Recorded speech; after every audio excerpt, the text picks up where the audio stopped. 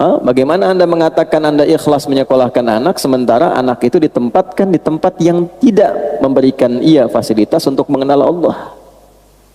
Itu akan dihisab. Ya? Jadi jangan salahkan anak, kalau sudah dewasa dia juga kebingungan. Bahkan saat ada orang yang meninggal, orang tuanya tidak mampu menyolatkannya, akhirnya meng-hire orang lain untuk menyolatkan.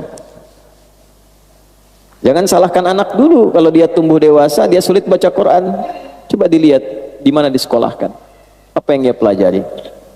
Jadi jangan batasi definisi ibadah itu pada yang ritual, karena implementasi dari hasil ibadah ritual itu, tanda keberhasilan ibadah ritual itu terletak kepada perilaku yang ditampilkan setelah ibadah, sifat sosialnya. Kita barusan sholat, apa keberhasilan sholat itu? Bukan hanya sempurna rukunnya, kesempurnaan rukun itu dibuktikan dengan tanda-tanda keberhasilan sholat yang ditampakkan lewat perilaku setelah sholat. Inna sholata tanha 'anil fahsya wal munkar. Jadi berlatih ikhlas itu di semua aspek kehidupan, supaya kita merasakan feel dalam hati kita tersambung dengan Allah. Kalau sudah terkoneksi itu enak sekali. Ya. Ada musibah yang diingat pertama Allah. Tidak mungkin saya mengalami ini kalau Allah tidak tetapkan. Pasti ada hikmahnya. Pasti selesai.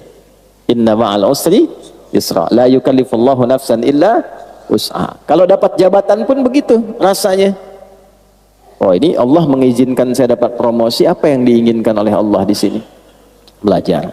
Nah, itu sudah mukhlas. Tinggal dijaga. Ya, kalau dijaga sampai dengan meninggal, insya Allah ada anugerah-anugerah besar yang kemudian bisa kita dapatkan. Ya.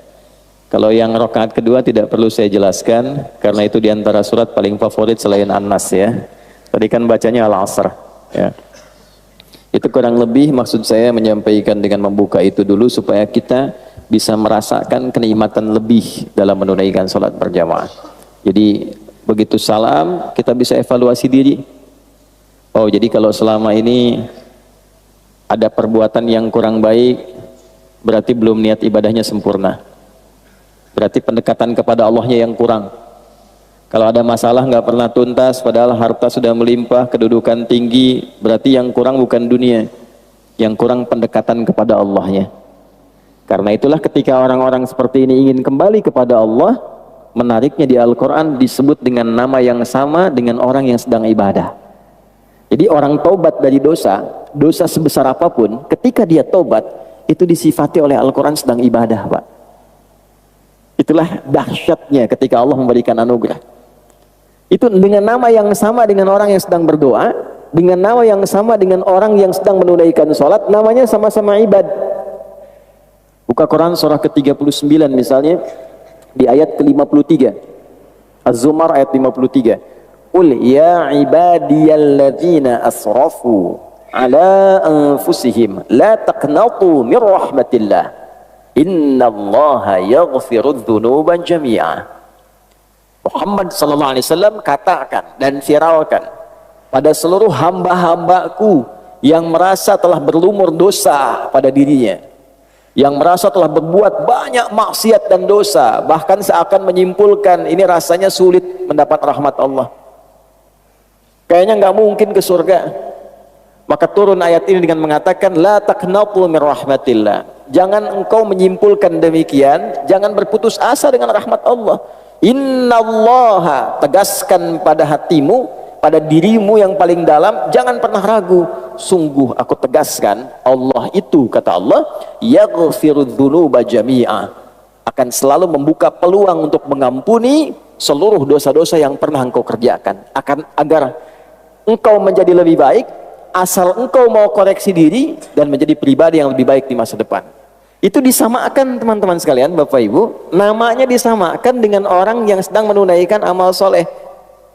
Jadi bertobat dari amal salah itu disamakan dengan orang yang sedang mengerjakan amal soleh, sama-sama ibad.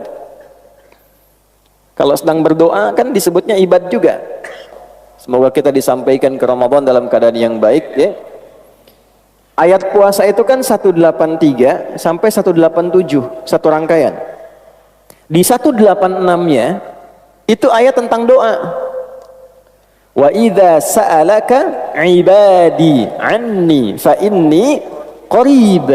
Dirangkaikan di ayat puasa karena umumnya orang saat masuk Ramadan banyak berdoa. Ya kan?